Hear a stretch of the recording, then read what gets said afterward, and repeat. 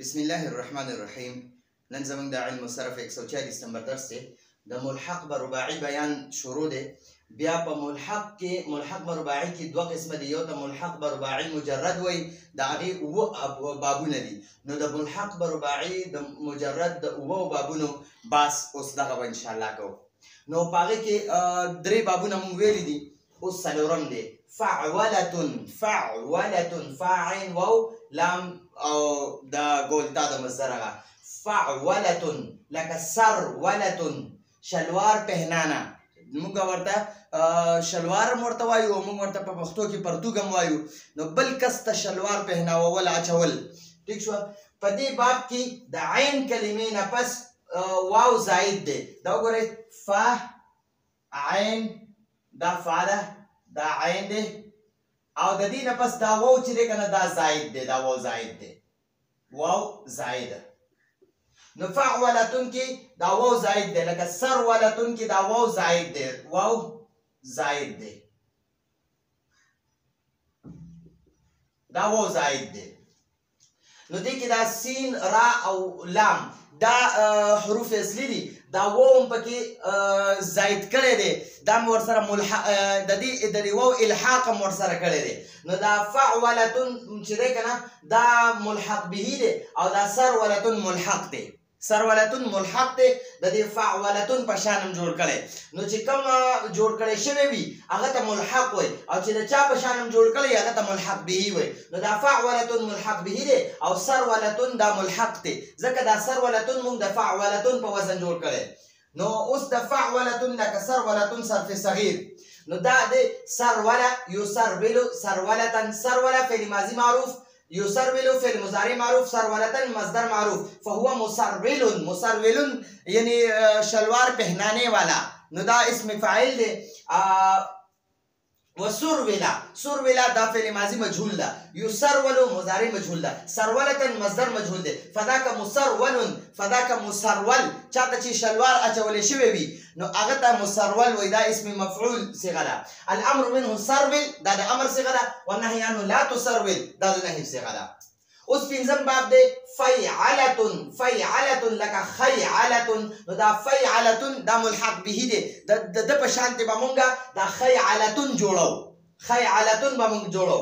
نو دا خیعلتن ملحق دی او دا فیعلتن ملحق به دی. مونږ دا خیعلتن چې ده که نه دا هم د ده په شانتې جوړ کړی د فیعلتن په شان. نو د خیعلتن معنا ده بې آستین کرتا پهنانا، بغیر لستوڼو کمیس چاته اچول، بل کس ته بغیر لستوڼو کمیس اچول. په دې باب کې د فیعلتن په باب کې د فا کلمې نه پس یا زائد ده. د اول چې دی د فا کلمه ده او دا دویم ورپسې یا ده. نو دا یا پکې زائد ده. ٹھیک شو. او دا باب لازم دی. نو دا فعل لازم دی، دا فعل متعدی نه دی. دا باب لازم دی، متعدی باب نه دی. لازم باب هغې ته وایي چې په هغې کې صرف د فعل او فاعل باندې پوره کېږي، د مفعول ضرورت پکې نه وي.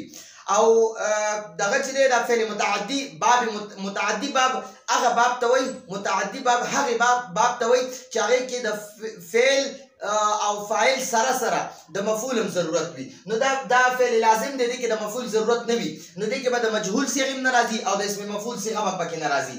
نو دا دی ګوره د فیعلتن لکه خیعلتن صرف صغیر. خیعل یخیعل، خیعل فعل ماضی معروف، یخیعل مضارع معروف، خیعلتن مصدر معروف. فهو مخیعل. مخیعل معنی ده بغیر لستوڼو کمیس چاته اچولو والا. نو دا اسم فاعل صيغه ده. او نو اوس د دې نه د مجهول صيغې نه جوړېږي ځکه دا فعل لازم دی. دا باب لازم دی، دا باب لازم دی. الامر منه خیعل. خیعل نو دا د امر صيغه ده. والنهي عنه لا تخیعل، دا د نهي صيغه ده. ٹھیک شو. اوس شپږم دا باب دی فعیلتن. فعیلتن لکه شریفتن. نو دا فعیلتن دا ملحق به دی او دا شریفتن دا ملحق دی. ملحق هغه ته وایي چې د بل په شانتې تیار کې، بل په شانتې جوړ کې. نو دا شریفتن موږ د فعیلتن په شان جوړ کړی. شریفتن دا مخکې شریفتن نو. ٹھیک شو. نو موږ دا د فعیلتن په وزن جوړ کړه، د فعیلتن په شان هم جوړ کړه. نو دا فعیلتن په شان هم جوړه کړې ده. نو دا فعیلتن ملحق به دی، او چې دا کوم د هغه په شان جوړ کړی دی نو دته ملحق وایي. لکه کیک کې غیر ضروری پتے کاٹنا، د پټي یا د بوټي غیر ضروری دغه کټ کول، پاڼې کټ کول، لکه اضافي پاڼې وي په پټي کې، یا چې د پټي کې داسې دغه شوي وي ګنده بوټي شوي وي، د ضرورت نه چې کوم زیاتی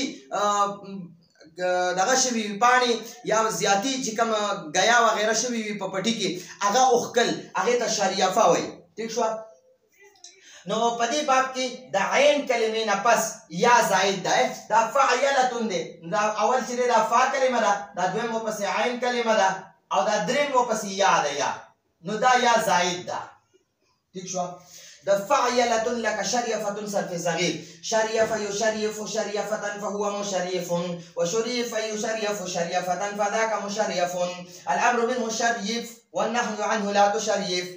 شریفه دا فعل ماضی معروف، یشریف مضارع معروف، شریفتن مصدر معروف، الامر من فهو مشریف، مشریف دا اسم فاعل دی کار کولو والا، وشریف دا ماضی مجهول ده، یشریف مضارع مجهول ده، شریفتن مصدر مجهول ده، فذاک مشریف دا اسم مفعول ده، الامر منه شریف دا امر صيغه ده، والنهي عنه لا تشریف دا نهي صيغه ده.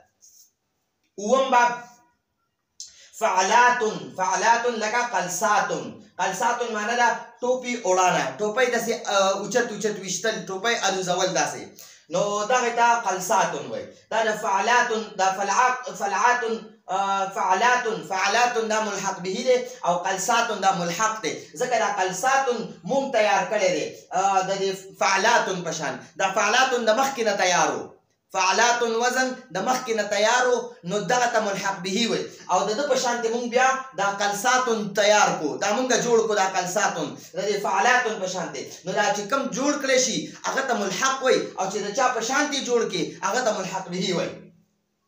نو په دې باب کې د لام نه پس یا زائد ده، فعلا وګوره فا عین او لام، د دې لام نه پس دلته کې دا الف دی که نه، دا اصل کې فعلیتنو، فعلیتنو، نو هغه یا په الف باندې بدله کړه نو فعلاتن شو. ٹھیک شوه؟ د فعلاتن لکه قلساتن صرف صغیر، نو ګورئ قلسا یقلسی قلساتن فهو مقلس، وقلسی یقلسا قلساتن فذاک مقلسا، الامر منه قلس والنهی عنه لا تقلس. دا قلسا اصل کې و قلسیا. ٹھیک شوه؟ نو هغه یای بیا په دغه باندې بدل کا، دا بیا په کلا زبر او یا سره بدل کړه، آسان الفاظ استعمالو ان شاء الله، بیا برستو لا سخت لهجې ان شاء الله اصطلاحات به بیا ورو علمي انداز ته اړو. نو قلسا دا فعل ماضی معروف، یقلسی مضارع معروف، قلساتن مصدر معروف، فهو مقلس دا دغه دی، دا اسم فاعل دی. وقلسیا، قلسیا دا مصدر دا دغه دی فعل ماضی معروف ده مجهول ده، یقلسا مضارع مجهول ده، قلساتن مصدر مجهول، فذاك مقلسا دا مقلسا اسم مفعول دی، الامر منه قلس دا د امر صيغه ده، والنهي عنه لا تقلس دا د نهي صيغه ده. نو دا زموږ سره د ملحق برباعي مجرد د اوو بابونو پورا تفصیل بیان شو. درې بابونه د دې نه مخکې درس کړو، او څلور بابونه اخیر اوو پورې دا په دې درس کې بیان شو. ان شاء الله اوس په دې نه پس نور درسونو کې بیا د ملحق برباعي مزید فی بیا دوه قسمه دي، ملحق برباعي مزید فی چې دی با حمزه وصل، او ملحق برباعي مزید فی بی حمزه وصل. نو ان شاء الله یتنا ملحق برباعي چې دی هغه به یا د تدحرج په وزن وي، یا به ملحق برباعي مزید فی د احرنج په وزن باندې. دا زموږ د نن ورځې درس، راتلونکي درس پورې اجازه غواړو. هذا هو المرام، والله أعلم بحقيقة الكلام.